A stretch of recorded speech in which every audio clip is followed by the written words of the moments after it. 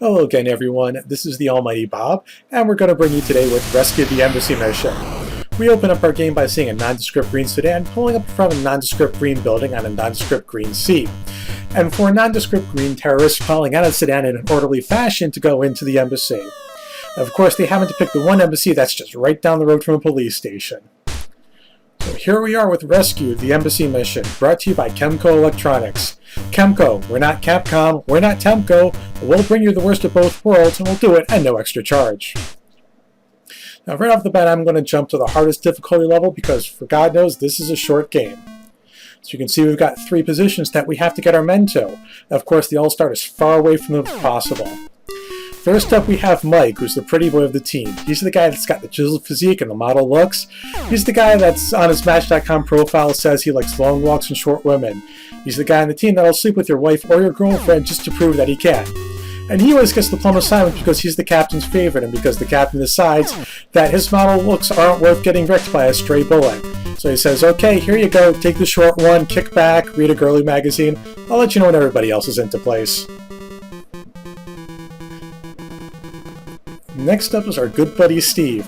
Now Steve's the former Marine sniper, married 4 times, divorced 3. He had a wife and kids shot and killed by a Mexican drug lord, and now he's just out trying to do good by the rest of the world. He plays by his own rules and not anybody else. Now just to tell you a little about this section of the game, these terrorists here took their terrorist training from, Terrorists for Dummies. They've got the area patrolled by spotlights which move in predictable patterns at one set speed, meaning that anybody just sits there and watches for 5 minutes will be able to see exactly what are the safe areas and what are not. Of course, what good is it having spotlights that move in predictable patterns at predictable speeds when you have guys who are armed with automatic weapons but have absolutely no sense of aim? In fact, if you get anywhere close to a spotlight, your best bet is just to hit the ground or start rolling, and you've got a good shot at avoiding most of the bullets.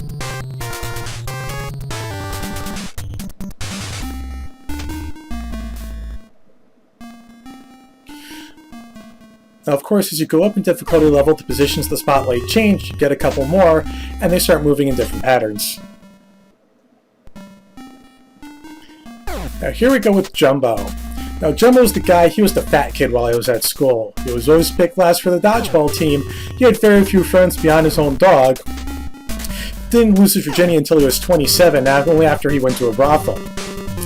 Now, Jumbo, for some reason, even though he's gone to the gym and he's lost a lot of weight, he's still in very bad shape. Jumbo is the one member of the team who's prone to sudden heart attacks, which are instantly fatal. And there'll be times where he'll walk out of a door and just hit the ground dead for no reason whatsoever. There are times where he comes within 5 feet of his spotlight and he'll just hit the ground dead for no reason whatsoever. So either his heart is still overworked from all the years of carrying all that fat in his body, or he's some sort of vampire that's just allergic to bright light shining in his eyes and he just incinerates at a moment's notice. The one thing you have to ask yourself is who the hell is this police chief that he's having the guy start one end of the street and having to walk all the way around the building instead of saying, hey, there's another way to the other side of the building, let's just send our guys down there. Plus, of course, there's huge piles of flaming trucks and landmines they just can't climb over. So now we've got all 3 snipers in position. It's time to prepare for entry into the building. Of course, now we have the world's noisiest entry helicopter. You'd think that with all the guys on the roof with spotlights and automatic weapons, they would have seen that coming from a mile away and shot it down, but no. Once they saw the 3rd sniper get into place, they just decided, let's take the rest of the night off. Now, the 3 snipers, they really have very little purpose at this point, except to prepare your team for entry into the building by shooting guys out of windows. They twitch around like your average, everyday cubicle worker who hasn't had his 3 cups of mocha in the morning.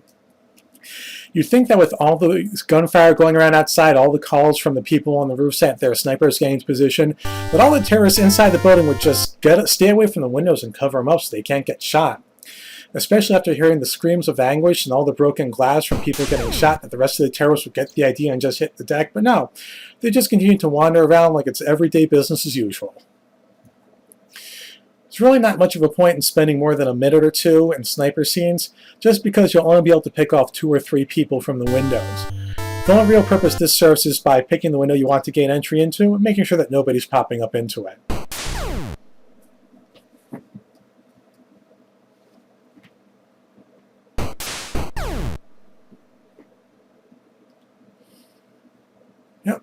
You know, you figure at this point with their people getting picked off left and right that they'll have already executed a hostage, but, you know, again, we're talking terrorists that are taking it from Terrorists for Dummies, Cliff Notes version. So now we're going to send one of our guys into the building. We're going to pick Kemko. Why? He's the guy so cool his mom named him after a video game company. The thing with the rappelling scene is that you got to figure that this team is equipped with no gloves and the worst rappelling equipment in the world, because if you drop for more than half an inch, your guys just fall to a screaming death.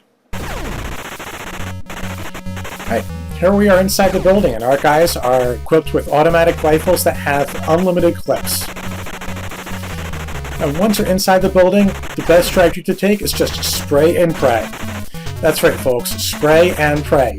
Just anytime you're in a scene and you're not moving the joystick to turn or move forward, just hold down that fire button until you hit something. At this difficulty level, the terrorists have very high levels of accuracy, so if they only get off one shot and they miss, then you consider yourself lucky because that first shot's usually going to kill you. You figured out the helmets and the bulletproof vests and everything, that those shots would just bounce off you harmlessly, but hey, go figure. The one nice thing about having all these terrorists on these floors, the fact that you can stand in a hallway, it's pretty much like a shooting gallery. They're just going to walk out, line up in a row like ducks, and let you gun them all down without a single complaint. You figured with all the gunshot going off in the hallway that they'd say, hey, somebody's out there unloading fire at a rapid pace, let's just sit tight until he runs out of ammo, but nope, they're more than happy to throw themselves right in the line of fire for you.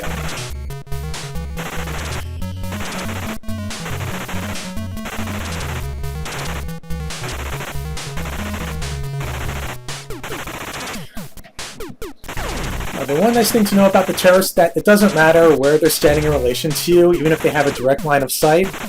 Unless you're actually facing them, they're not going to shoot you. None of these terrorists are bad guys. They're never going to shoot you in the back or in the side.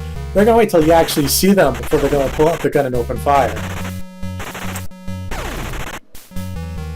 Top floor clear, let's move on down to the next one.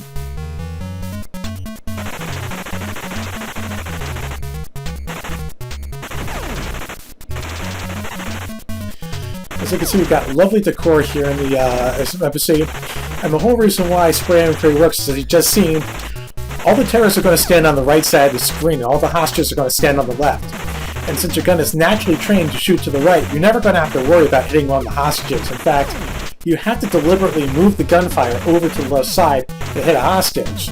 So you can stand there for the entire 10 minutes just opening fire with one of your guns, and you're never going to hit a hostage unless you deliberately seek out to do so.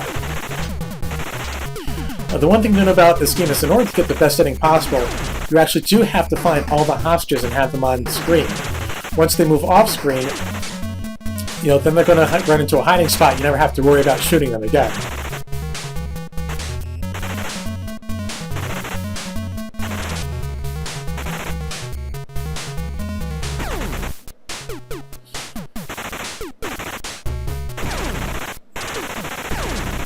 You know, just as easy as shooting fish in a barrel, though I'm loath to say that, because I'm afraid of insulting the fish or the barrel. Alright, only one floor left. Let's head on down and finish this thing up. And again, we're in a long hallway, so might as well just stand there and open fire, because it's not like anybody's going to shoot us from the back or the side.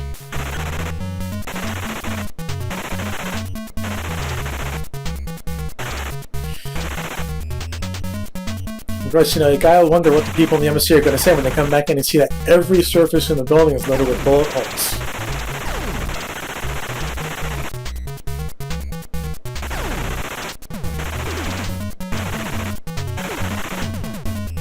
I really think that with their green outfits that they'd all hide up on the second floor so that they'd blend in perfectly with the walls, but hey, who am I to complain?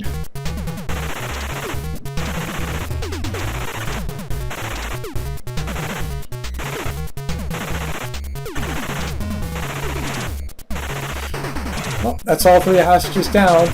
You know, you have to wonder about a group of terrorists that break into a building that only have 3 people inside to take hostage. Figure they might as well just go down the street and rob a bank or something.